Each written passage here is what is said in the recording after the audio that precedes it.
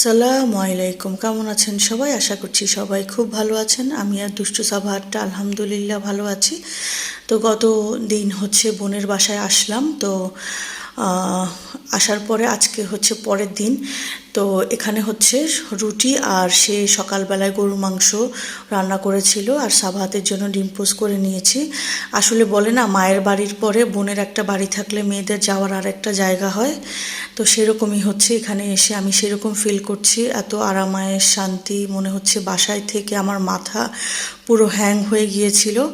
তো দুষ্টু সাবাহাতটা আর তার ভাই মিলে একটু টিভি দেখছিল আর আমি হচ্ছে নাস্তা একটু রেডি করছিলাম, বোনকে হেল্প করছিলাম। এরপরে আমরা নাস্তা খেয়ে নিলাম। এরপরে দাঁড়িয়ে দাঁড়িয়ে দেখছিলাম পাশের হচ্ছে একটু একটা দুটা ঘর ছিল, ওখানে হচ্ছে মাটির চুলায় রান্না হচ্ছিল, সেটাই আমি দাঁড়িয়ে দাঁড়িয়ে দেখছিলাম আর চা খাচ্ছিলাম। আর তাসরিফ বাচ্চাটা আর সাবাহাত বাচ্চাটা একটু খেলছিল।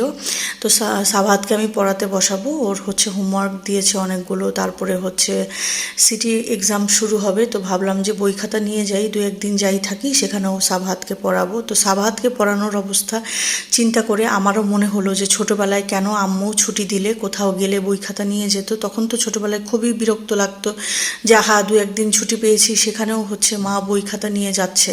তো সাবাহাত কয়েকদিন থেকে হচ্ছে ক্রিম বিস্কিট খেতে চাচ্ছিল, ভালো পাচ্ছিলাম না। তো আজকে হচ্ছে নিচে নেমে পেলাম আর তার জন্য হচ্ছে মেরিডিয়ান চিপস, তারপরে হচ্ছে ক্রিম বিস্কিট নিয়ে নিলাম। এরপরে তাকে পড়তে বসিয়ে দিয়েছি। পড়তে বসিয়ে দেওয়ার পরে কিছুক্ষণ পরেই তাসরিফ বেবিটা ঘুমিয়েছিল, সে উঠে গেছে। উঠেই যে দেখেন তার পাইচারি স্টার্ট হয়ে গেছে। আমি বলছিলাম তুমি কি দুষ্টু বাবু নাকি তুমি একটা ভালো বাবু? তো সে তো কথা বলতে পারে না, সে কোনো উত্তর না দিয়ে সে তার পাইচারি করছিল। এরপরে হচ্ছে বোন রান্না করেছিল, যেহেতু রাতের বেলা একটু রিচ ফুড খাওয়া হবে, তাই গরু মাংস ছিল, সাথে হচ্ছে মিষ্টি কুমড়া আর চিংড়ি মাছ দিয়ে ভাজি করে নিয়েছিল, ডাল ছিল। খেলাম। আমার অনেক দিন থেকে নিজের হাতের রান্না খেতে খেতে বোরিং লাগলে মনে হয় যে তখন অন্যের হাতের রান্না আমার কাছে অমৃত লাগে। যদিও আমার বোনের আম্মুর হাতের রান্না খুবই মজার। তো সাবাত বাচ্চাটা সন্ধ্যায় বলল আমি চা বানাতে যাব। বোনকে বললাম যে তুই রাখ, আমি হচ্ছে চাটা বানিয়ে দিই আজকে। তো সাবাত এই ফাঁকে বলছিল মাম্মাম তুমি আমাকে একটু গুঁড়ো দুধ দাও। ছোটোবেলায় আমিও হচ্ছে এরকম গুঁড়ো দুধ খেতাম, অনেকেই হয়তো খায় এই জিনিসটা, আমি দেখেছি অনেকেই খায়। তো আমি চাটা বানিয়ে নিচ্ছিলাম, কারণ তাসরিফ মানে আমার বোনের ছেলেটা খুবই কান্না করছিল ঘুমানোর জন্য। তো আমি বললাম যে আমি বানিয়ে নিচ্ছি, তুই ওকে ঘুম পাড়িয়ে দে। তারপরে দু বোন মিলে চাটা খেলাম। আর এই যে দুষ্টু বাচ্চাটা দেখেন মাশাল্লাহ, সে তার একা একা খেলাই চালিয়ে যাচ্ছে।